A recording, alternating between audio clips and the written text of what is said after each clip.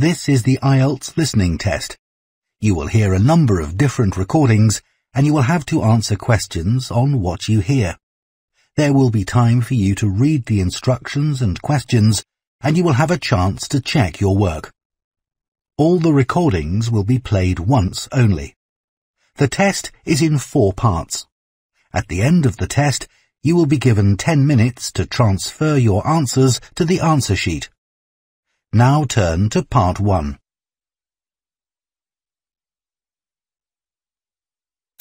Part 1. You will hear a man phoning to inquire about a cleaning service for his apartment. First, you have some time to look at questions 1 to 5.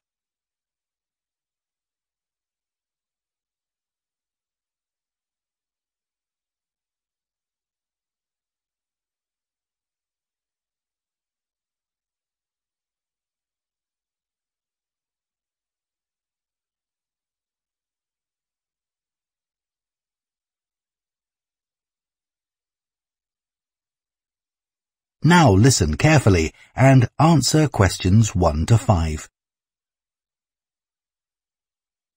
Hello, Easy Life Cleaning Services, Jacinta speaking. Oh, hello. I'm looking for a cleaning service for my apartment. Do you do domestic cleaning? Sure. Well, it's just a 1-bedroom flat. Do you have a basic cleaning package? Yes, for a 1-bedroom flat, we're probably looking at about 2 hours for a clean. So we do a thorough clean of all surfaces in each room and polish them where necessary. Does your apartment have carpets? No, I don't have any, but the floor would need cleaning. Of course, we do that in every room. And we do a thorough clean of the kitchen and bathroom. Okay. Then we have some additional services which you can request if you want. So, for example, we can clean your oven for you every week. Actually, I hardly ever use that. But can you do the fridge? Sure. Would you like that done every week? Yes, definitely. And would ironing clothes be an additional service you can do? Yes, of course. It wouldn't be much, just my shirts for work that week. That's fine. And we could also clean your microwave if you want. No, I wipe that out pretty regularly, so there's no need for that. We also offer additional services that you might want a bit less often, say every month. So, for example, if the inside of your windows need cleaning, we could do that. Yes, that'd be good. I'm on the 15th floor, so the outside gets done regularly by specialists, but the inside does get a bit grubby. And we could arrange for your curtains to get cleaned if necessary. No, they're okay. But would you be able to do something about the balcony? It's quite small, and I don't use it much, but it could do with a wash every month or so. Yes, we can get the pressure washer onto that. Before you hear the rest of the conversation, you have some time to look at questions 6 to 10.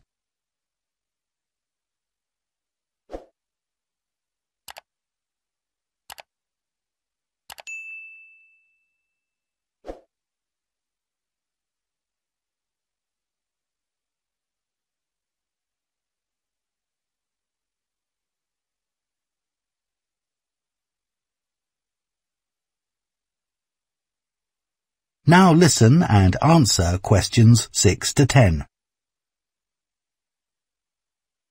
Now, if you're interested, we do offer some other possibilities to do with general maintenance. For example, if you have a problem with water and you need a plumber in a hurry, we can put you in touch with a reliable one who can come out straight away. And the same thing if you need an electrician. Right, that's good to know. I've only just moved here, so I don't have any of those sorts of contacts.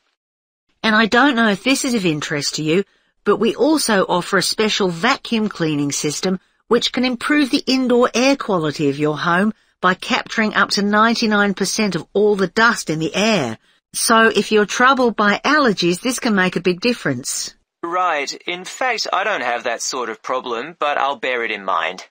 Now, can you tell me a bit about your cleaning staff? Of course. So all our cleaners are very carefully selected. When they apply to us, they have to undergo a security check with the police to make sure they don't have any sort of criminal background. And of course, they have to provide references as well. Then if we think they might be suitable for the job, we give them training for it. That lasts for 2 weeks, so it's very thorough, and at the end of it they have a test. If they pass that, we take them on, but we monitor them very carefully. We ask all our clients to complete a review of their performance after every visit and to email it to us, so we can pick up any problems straight away and deal with them. Okay, well, that all sounds good. And will I always have the same cleaner? Yes, we do our best to organise it that way, and we usually manage it. Good, that's fine. Right, so I'd like to go ahead and... That is the end of part 1.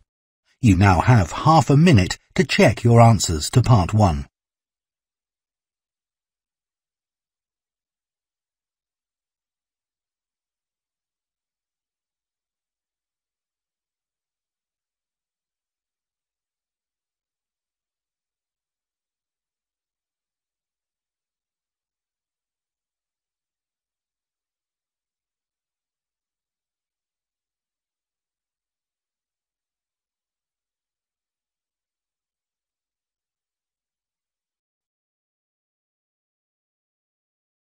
Part 2. You will hear a training manager giving a talk to a group of senior staff from a hotel chain about the problem of high staff turnover. First, you have some time to look at questions 11 to 14.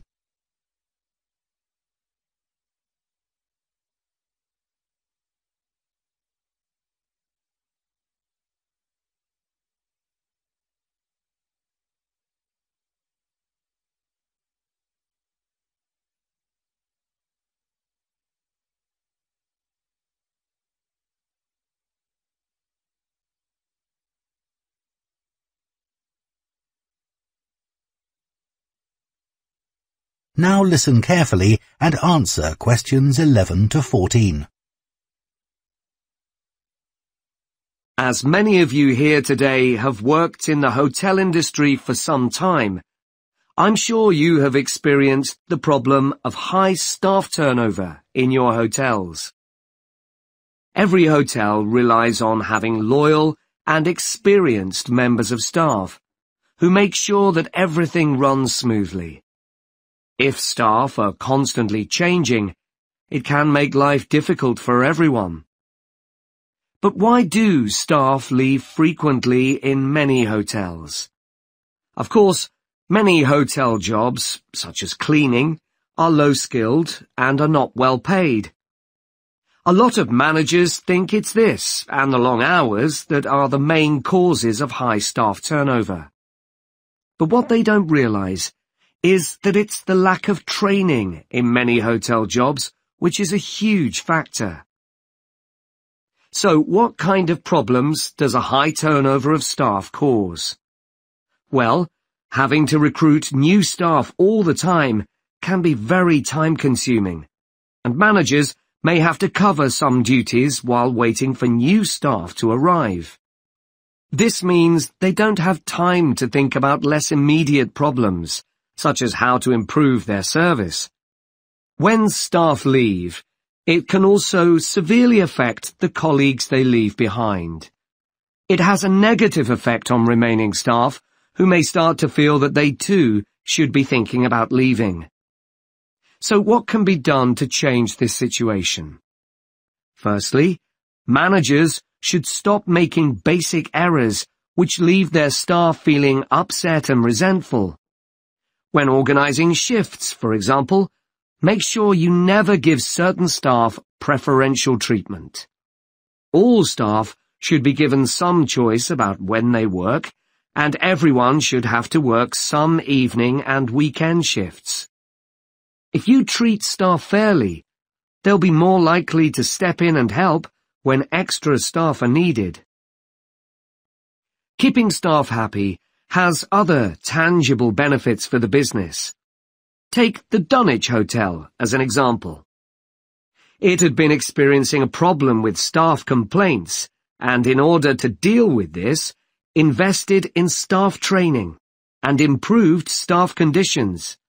Not only did the level of complaints fall, but they also noticed a significant increase in the amount each customer spent during their stay. They have now introduced a customer loyalty scheme, which is going really well. Before you hear the rest of the talk, you have some time to look at questions 15 to 20.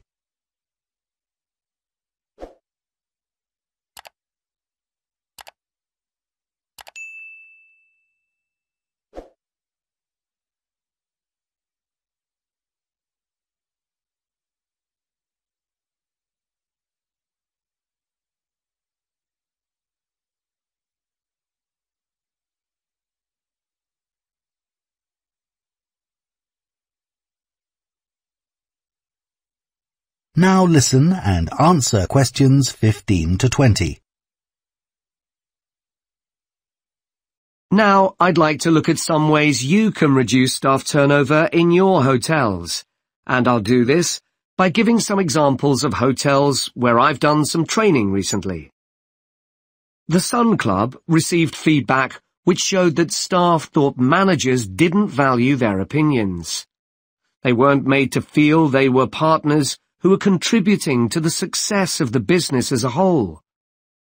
This situation has changed. Junior staff at all levels are regularly invited to meetings where their ideas are welcomed. A year ago, the Portland recognized the need to invest in staff retention. Their first step was to introduce a scheme for recognizing talent amongst their employees. The hope is that organizing training for individuals with management potential will encourage them to stay with the business. At Blue Water, managers decided to recognize 50 high achievers from across the company's huge hotel chain. As a reward, they're sent on an all-expenses-paid trip abroad every year. Fun is an important element in the trips, but there's also the opportunity to learn something useful. This year's trip included a visit to a brewery, where staff learned about the new beer that would be served in the hotel. Pentlow Hotels identified that retention of junior reception staff was an issue. In order to encourage them to see that working in a hotel could be worthwhile and rewarding with good prospects, they introduced a management program. These staff were given additional responsibilities and the chance to work in various roles in the hotel. Green Planet wanted to be seen as a caring employer. To make life easier for staff, many of whom had childcare responsibilities, the hotel began issuing vouchers to help cover the cost of childcare. Louise Marsh at the Amesbury has one of the best staff retention rates in the business. Since she joined the company, she's made a huge effort to achieve this by creating a cooperative and supportive environment. For her, the staff are part of a large family where everyone is valued. Okay, now I'd like to move... That is the end of part 2. You now have half a minute to check your answers to part 2.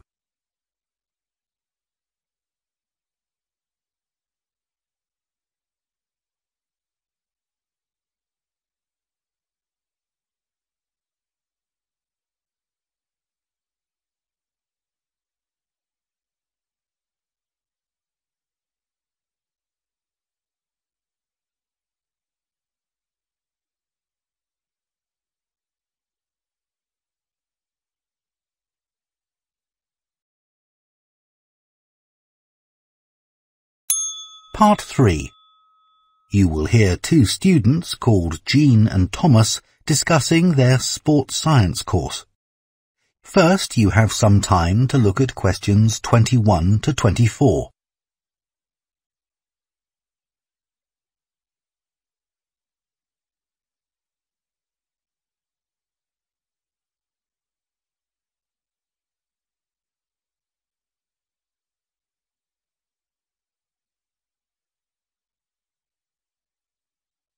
Now listen carefully and answer questions 21 to 24. Hi, Thomas. How are you enjoying the course so far? Yeah, I think it's good. Remind me, why did you decide to study sports science? Didn't you want to be a professional athlete when you were at school? Yeah, that was my goal, and all my classmates assumed I would achieve it. They thought I was brilliant. That must have been a nice feeling. I thought I could win anything. There was no one who could run faster than me. Exactly. So what happened? Did your mum and dad want you to be more academic? Not at all. Perhaps they should have pushed me harder, though. What do you mean? I think I should have practiced more. What makes you say that? Well, I went out to Kenya for a couple of weeks to train. Really? I didn't know that. I was chosen to go there out of loads of kids and run with some of the top teenage athletes in the world.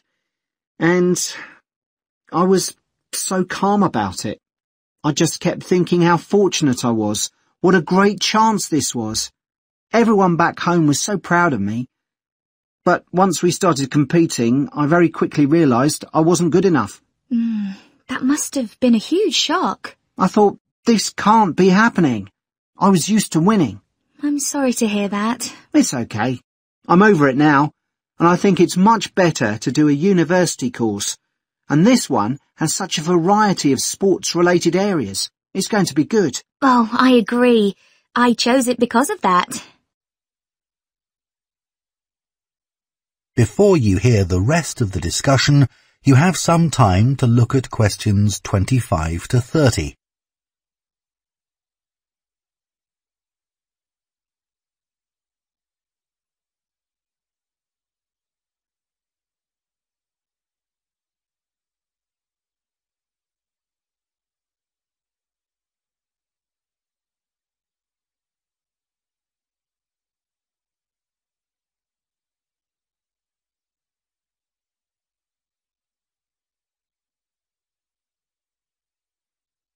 Now listen and answer questions 25 to 30.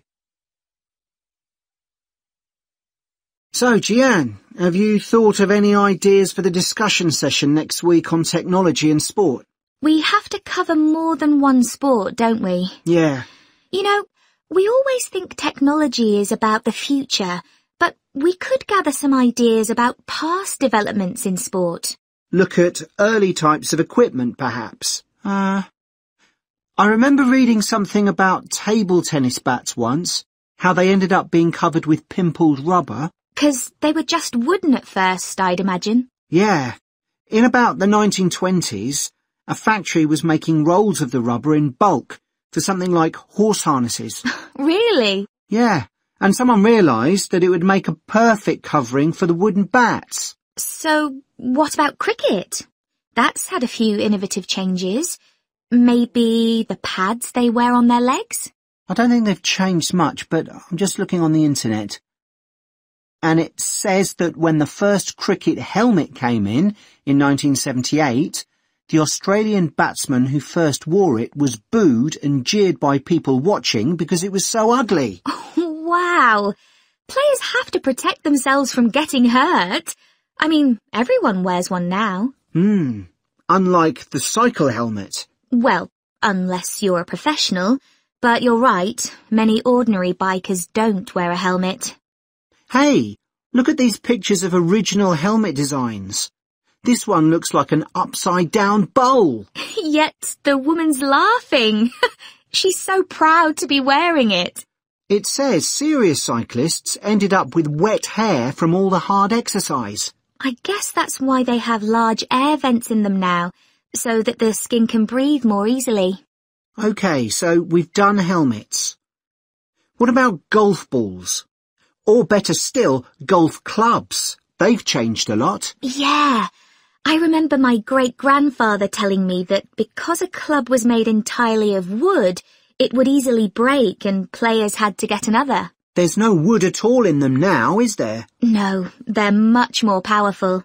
The same must be true of hockey sticks. I don't think so, because players still use wooden sticks today.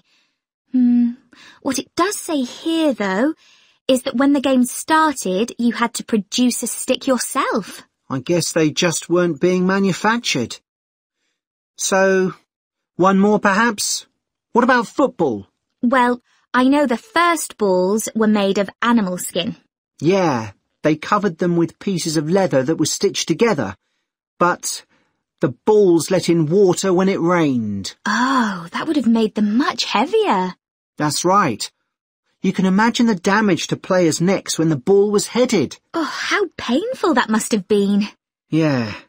Well, I think we can put together some useful ideas and...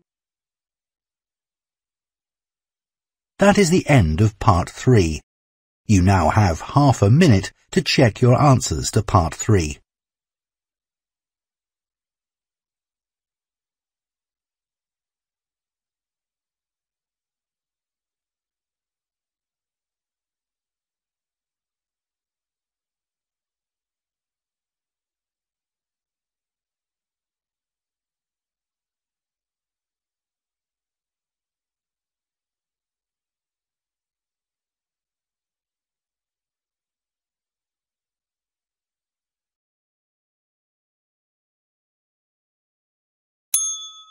Part 4. You will hear a presentation by a food science student about the production of maple syrup. First, you have some time to look at questions 31 to 40.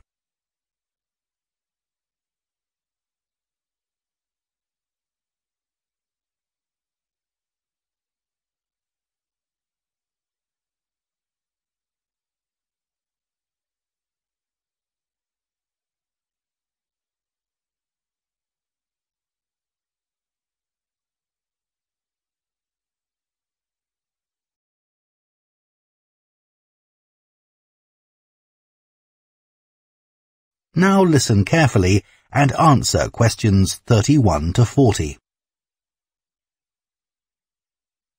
Hello, everyone. Today, we're going to look at another natural food product, and that's maple syrup. What is this exactly? Well, maple syrup looks rather like clear honey, but it's not made by bees. It's produced from the plant fluid, or sap, inside the maple tree, and that makes maple syrup a very natural product. Maple syrup is a thick, golden, sweet-tasting liquid that can be bought in bottles or jars and poured onto foods such as waffles and ice cream, or used in the baking of cakes and pastries. It contains no preservatives or added ingredients, and it provides a healthy alternative to refined sugar. Let's just talk a bit about the maple tree itself, which is where maple syrup comes from. So, there are many species of maple tree, and they'll grow without fertilizer in areas where there's plenty of moisture in the soil. However, they'll only do this if another important criterion is fulfilled, which is that they must have full or partial sun exposure during the day and very cool nights. And I'll talk more about that in a minute. There are only certain parts of the world that provide all these conditions. One is Canada, and by that I mean all parts of Canada. And the other is the northeastern states of North America. In these areas, the climate suits the trees perfectly. In fact, Canada produces over 2/3 of the world's maple syrup, which is why the 5-pointed maple leaf is a Canadian symbol and has featured on the flag since 1964. So, how did maple syrup production begin? Well, long before Europeans settled in these parts of the world, the indigenous communities had started producing maple sugar. They bored holes in the trunks of maple trees and used containers made of tree bark to collect the liquid sap as it poured out. As they were unable to keep the liquid for any length of time, they didn't have storage facilities in those days. They boiled the liquid by placing pieces of rock that had become scorching hot from the sun into the sap. They did this until it turned into sugar, and they were then able to use this to sweeten their food and drinks.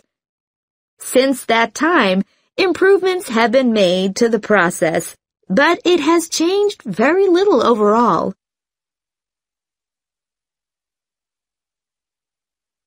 So, let's look at the production of maple syrup today. Clearly, the maple forests are a valuable resource in many Canadian and North American communities. The trees have to be well looked after, and they cannot be used to make syrup until the trunks reach a diameter of around 25 centimeters. This can take anything up to 40 years. As I've already mentioned, maple trees need the right conditions to grow and also to produce sap. Why is this? Well, what happens is that during a cold night, the tree absorbs water from the soil, and that rises through the tree's vascular system. But then, in the warmer daytime, the change in temperature causes the water to be pushed back down to the bottom of the tree. This continual movement, up and down, leads to the formation of the sap needed for maple syrup production. When the tree is ready, it can be tapped, and this involves drilling a small hole into the trunk and inserting a tube into it that ends in a bucket. The trees can often take several taps, though the workers take care not to cause any damage to the healthy growth of the tree itself. The sap that comes out of the trees consists of 98% water and 2% sugar and other nutrients. It has to be boiled so that much of that water evaporates, and this process has to take place immediately using what are called evaporators. These are basically extremely large pans. The sap is poured into these. A fire is built, and the pans are then heated until the sap boils. As it does this, the water evaporates and the syrup begins to form. The evaporation process creates large quantities of steam, and the sap becomes thicker and denser, and at just the right moment, when the sap is thick enough to be called maple syrup, the worker removes it from the heat. After this process, something called sugar sand has to be filtered out, as this builds up during the boiling and gives the syrup a cloudy appearance and a slightly gritty taste. Once this has been done, the syrup is ready to be packaged so that it can be used for a whole variety of products. It takes 40 liters of sap to produce 1 liter of maple syrup, so you can get an idea of how much is needed. So that's the basic process. In places like Quebec, That is the end of part 4. You now have 1 minute to check your answers to part 4.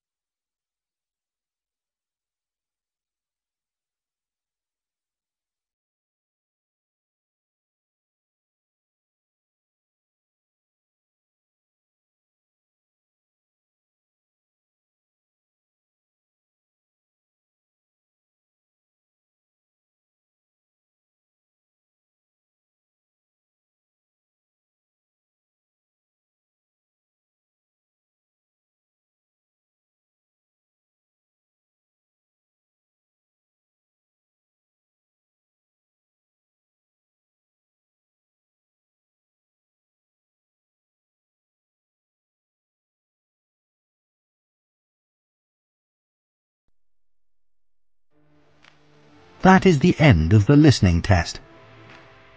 In the IELTS test, you would now have 10 minutes to transfer your answers to the answer sheet.